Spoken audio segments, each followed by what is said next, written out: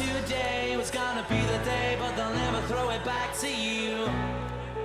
By now you should have somehow realized what you're not to do. Fala galerinha, belezinha? Galerinha, vamos para mais uma semana com resolução de exercícios.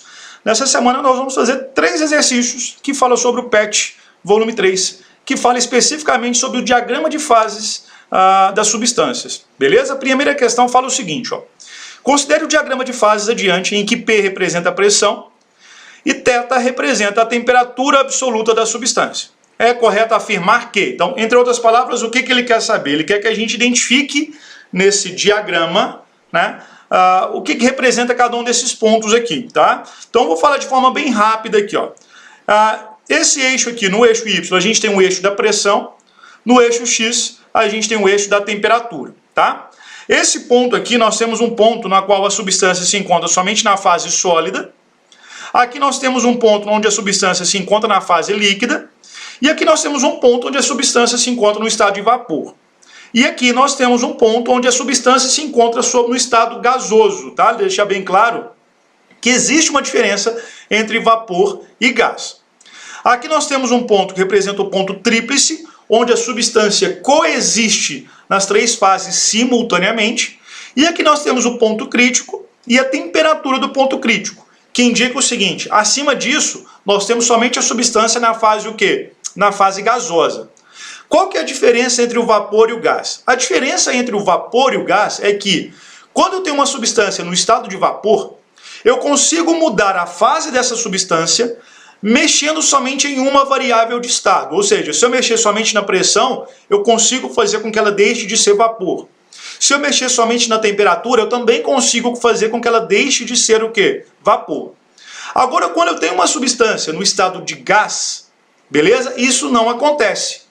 Para eu fazer com que essa substância deixe de ser um gás, é necessário mexer tanto na pressão quanto na temperatura.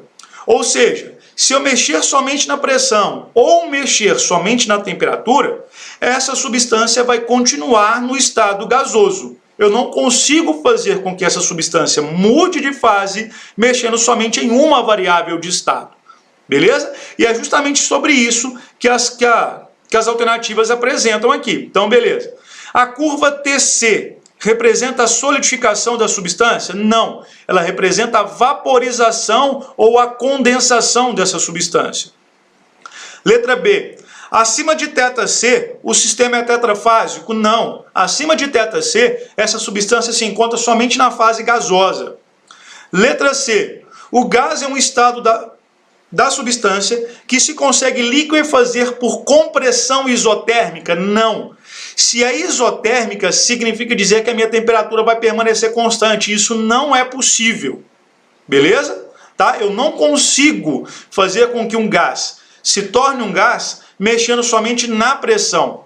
Beleza? Para fazer com que um gás se torne gás, é necessário mexer tanto na pressão quanto na temperatura. Agora a letra D. Um gás é um estado da substância que não pode se tornar líquido por compressão isotérmica. Beleza. Eu não consigo liquefazer um gás aumentando somente a pressão. Eu preciso aumentar a pressão e mexer também o quê? Na temperatura. Então a letra D é a nossa resposta correta. Vamos ler a letra E.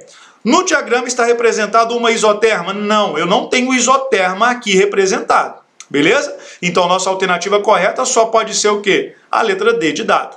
Belezinha? Galerinha, nossa segunda questão fala o seguinte, ó. Entre as grandezas físicas que influenciam os estados físicos das substâncias, estão o volume, a temperatura e a pressão. São as 3 variáveis de estados que a gente trabalha.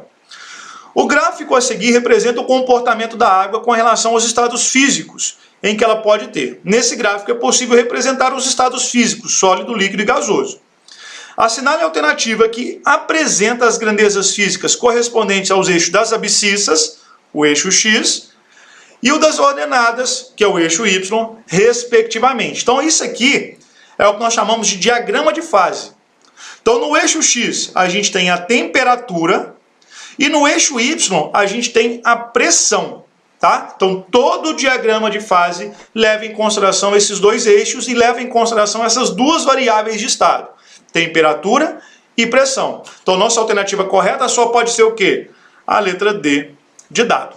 Beleza? Galerinha, nossa terceira e última questão fala o seguinte, ó. A água, substância comum e indispensável à nossa sobrevivência, em condições cotidianas normais, pode apresentar em 3 estados físicos diferentes: sólido, líquido e vapor.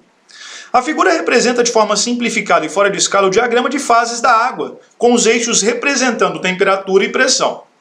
As linhas do diagrama representam a pressão de mudança de fase em função da temperatura.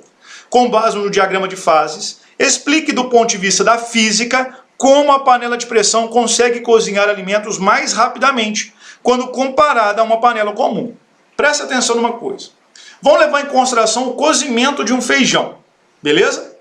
Aí a primeira coisa que eu quero perguntar para vocês e quero que vocês pensem é: se você colocar o feijão para cozinhar em uma panela aberta, em uma panela sem ser de pressão, esse feijão vai cozinhar? Provavelmente sim. Só que o tempo de cozimento desse feijão vai ser maior, beleza? Se você pegar esse feijão e colocar numa panela de pressão, esse feijão vai cozinhar? Com certeza vai. Só que o tempo de cozimento vai ser o quê? Menor. Então qual que é a função da panela de pressão? A função da panela de pressão é justamente aumentar a pressão no interior da panela. Então quando você coloca o feijão na panela, tampa e coloca no fogo, o que vai acontecer na medida que a água vai fervendo? A água vai entrar em ebulição, vai liberar, então vai se transformar no estado gasoso, então a pressão no interior da panela ela vai aumentar. Quando essa pressão aumenta, consequentemente aumenta também o quê? A temperatura no interior da panela. Então ele vai cozinhar de forma mais rápida. Então por que uma panela de pressão cozinha o alimento de forma mais rápida? Porque aumenta a pressão no interior da panela. Como há um aumento na pressão no interior da panela, consequentemente há também um aumento na temperatura no interior da panela. Então esse alimento cozinha de forma mais rápida. Belezinha? By now you should have somehow realized what you're not to do. I don't believe that anybody feels the way I do about you now.